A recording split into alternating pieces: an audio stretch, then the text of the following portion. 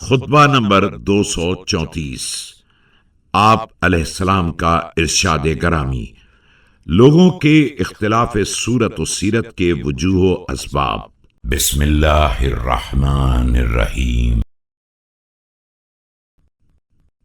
روى ذعلب اليماني عن أحمد بن قتيبة عن عبد الله بن يزيد عن مالك بن دحية قال: كنا عند أمير المؤمنين عليه السلام وقد ذكر عنده اختلاف الناس فقال: ذعلب یمانی نے احمد ابن قتیبہ سے، انہوں نے عبداللہ ابن یزید سے، اور انہوں نے مالک ابن دحیہ کلبی سے نقل کیا ہے کہ امیر المومنین علیہ السلام کے سامنے لوگوں کے اختلاف مزاج کا ذکر کیا گیا تو آپ علیہ السلام نے فرمایا: إنما فرق بينهم مبادئ طينهم، وذلك أنهم كانوا فلغة من سبخ أرض وعذبها وحزن تربة وسهلها، فهم على حسب قرب أرضهم يتقاربون۔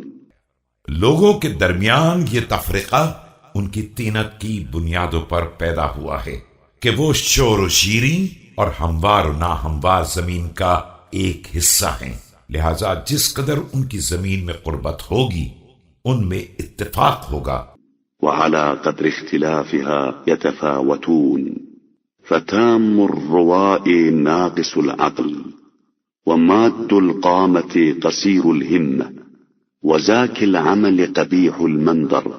اور جس قدر طینت میں اختلاف ہوگا ان میں اختلاف پیدا ہوگا۔ کبھی ایسا ہوتا ہے کہ صورت کا حسین و جمیل، عقل کا ناقص اور قد و قامت کا طویل، ہمت کا قصیر ہوتا ہے، عمل کا پاکیزہ، منظر کا قبیح ہوتا ہے۔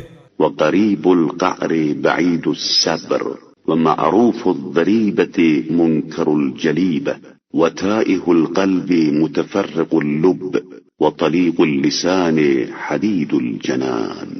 اور قد کا کوتاہ فکر کا دور اندیش ہوتا ہے، فطری اعتبار سے نیک، اعمال کے اعتبار سے بد، اور دل کے اعتبار سے پریشان، دماغ کے اعتبار سے پراگندہ، اور اسی طرح زبان کے اعتبار سے بہترین بولنے والا، ہوش مند دل رکھنے والا ہوتا ہے۔